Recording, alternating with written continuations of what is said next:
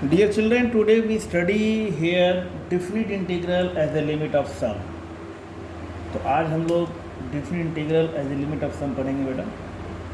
So here we have considered a function f(x) and that function is a continuous function in the closed interval ab. So we suppose let f(x) be a continuous function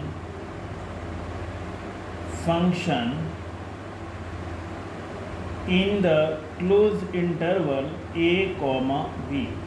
As we are knowing very well, if we are using the big bracket, it means this is our closed interval a comma b.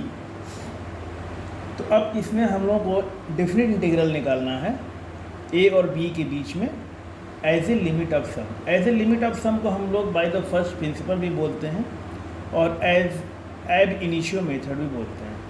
So 3 words can be used in this type of questions. To find the integration as a limit of sum or find the integration as a by the first principle and find the integration by ab initio method. तो इन 3 sentence से कोई भी sentence use कर सकते हैं. Now here we are given let f(x) be a continuous function in closed interval ab. तो अब ये हमने ये फंक्शन ले लिया बेटा, f(x) है हमारा. इस फंक्शन को अगर हम 2 इक्वल पार्ट में डिवाइड करें और ये जानना चाहें कि ये विड्थ कितनी है, मीन्स अगर हम ये पॉइंट लेते हैं a यहाँ पे और ये पॉइंट लेते हैं b और ये c, तो AB लेंथ कितना होगा, BC लेंथ कितना होगा, ये निकालने के लिए हम लोग क्या करेंगे. ये आपका ओरिजिन है तो ओरिजिन से डिस्टेंस यहाँ तक स्मॉल b है और यहाँ तक स्मॉल a है. तो AC का डिस्टेंस हो जाएगा हमारा b माइनस a. तो यहाँ पे हम लोग लिख सकते हैं जैसे आपका है OC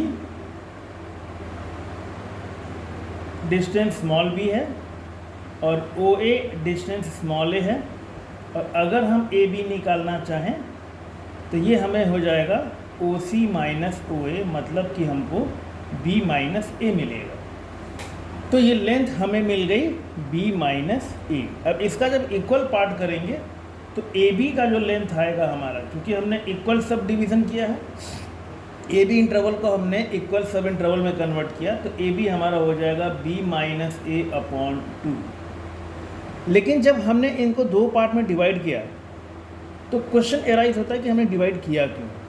क्योंकि अगर हम इंटीग्रेशन a से b लेते हैं और यहाँ से हम लोग ये परपेंडिकुलर ड्रॉप करते हैं और देन यू विल सी कि अगर हम लोग एरिया पूरा निकालेंगे तो सपोज़ कर लो ये हमारा विड्थ है b माइनस है, ये लेंथ है, तो इतनी एरिया मेरी अननेसेसरीली इंक्लूड हो जाएगी, जो ये एरिया हमें नहीं चाहिए. अगर हमने इसको 2 पार्ट में इक्वल डिवाइड किया तो अब यही एरिया रिड्यूस होकर के लेंथ इनटू ब्रेड्थ करेंगे तो देखो अब ये यहाँ तक इतना रह गया. इसको और इक्वल पार्ट्स में डिवाइड करते जाएं इसी तरीके से.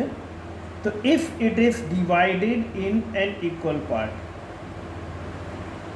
If it is divided in an equal सब इंटरवल, मतलब ए बी इंटरवल है उसको सब इंटरवल में मैंने डिवाइड कर दिया एन इक्वल पार्ट्स में, तो जो विड्थ आएगी तो सपोज़ कर लीजिए विड्थ अब हमारी यहाँ पे आ गई है एन इक्वल पार्ट में. ऐसे हमने डिवाइड किया और ये डिवाइड होते होते टोटल यहाँ तक हमने डिवाइड कर दिया और that is by n equal division. तो ये जो विड्थ है हमारा, ये जो विड्थ हम ले रहे हैं ये वाला पोर्शन, ये विड्थ हमने डिनोट किया स्मॉल h से, और ये small h now can be written b minus a upon small n. n क्यों लिया, जब 2 इक्वल पार्ट करना था तो मैंने 2 किया, 3 इक्वल पार्ट करना होगा तो हम लोग b माइनस a अपॉन 3 करेंगे, 4 equal part if we have to do we will do b minus a upon 4, n equal parts n equal divisions, so then we will divide b minus a upon n. अब ये मैंने क्यों किया है, इसको इसलिए किया है कि जब हमने इसको एकदम स्मॉलेस्ट लिया, ये h बहुत ही स्मॉल, इन्फाइनेटिस्मली स्मॉल ये है, उस कंडीशन में ये जो एरिया मेरी इतनी बढ़ रही थी ए और बी डायरेक्ट ले रहे थे तो हमारी एरिया इतनी एक्सेस आ रही थी ऊपर वाली पोर्शन, और यह अगर हम लोग इस दो इक्वल पार्ट करते तब भी मेरी इक्वल एरिया इतनी आ रही है। जब हमने इतना छोटा ले लिया तो देखो अब ये एरिया बहुत माइनर रह जाएगा या फिर नेग्लेक्टेड हो जाएगा। और जब भी हम लोग इंटीग्रेशन लेते हैं किसी डिफरेंट इंटीग्रल ए से बी के बीच में, तो बेसिकली हम लोग इस पूरे कर्व की एरिया ही निकालते हैं।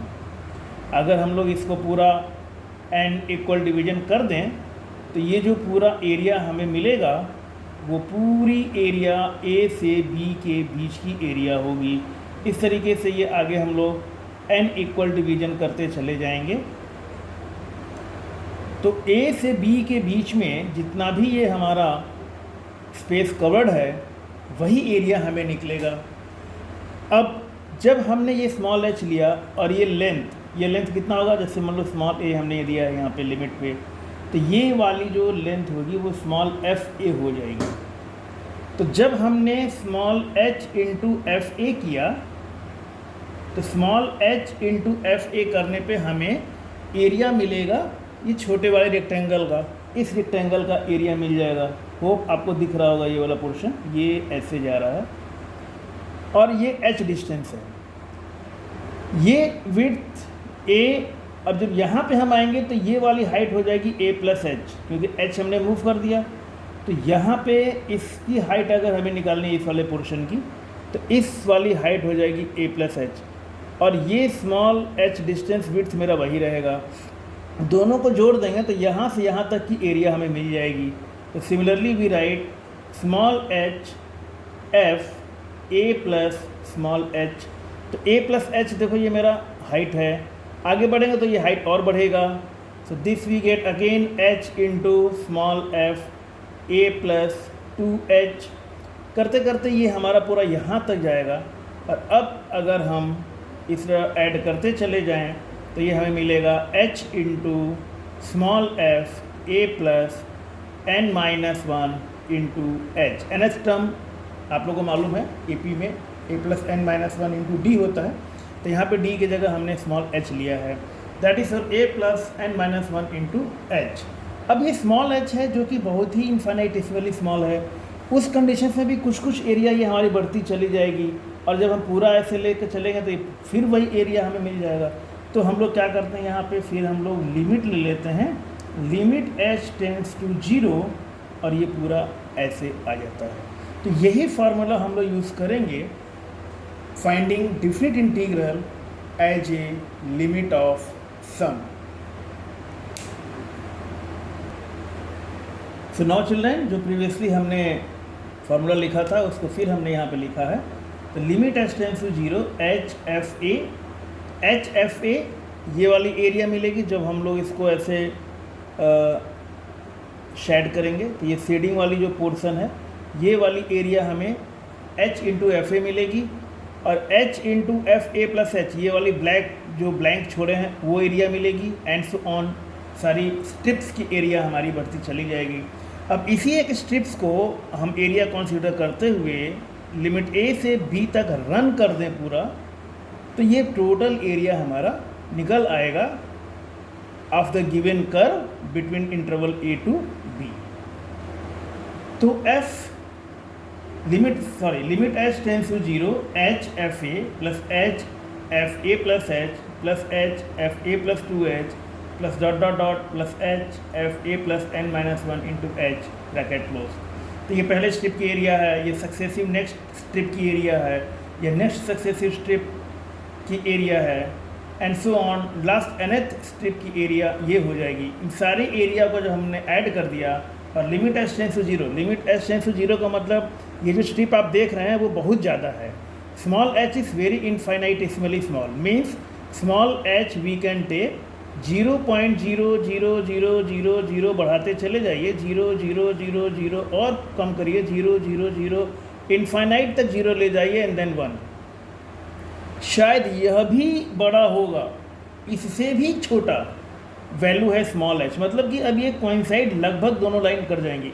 तो इन दैट कंडीशंस ये जो एक्स्ट्रा एरिया ऊपर हमें यहाँ से ये मिल रहा था, फिर इस पॉइंट से ऐसे मिल रहा था, वो सारी एरिया हमारी एक्सेस जो मिल रही थी वो सारी प्रॉब्लम हमारी सॉल्व हो जाएगी, and we will get the area between interval a to b of the given curve f x. तो ये जो पोर्शन हमारा है इस तरीके से ये जो आ रहा है कर्व को कवर करते हुए ये पूरी एरिया हमें मिल जाएगी।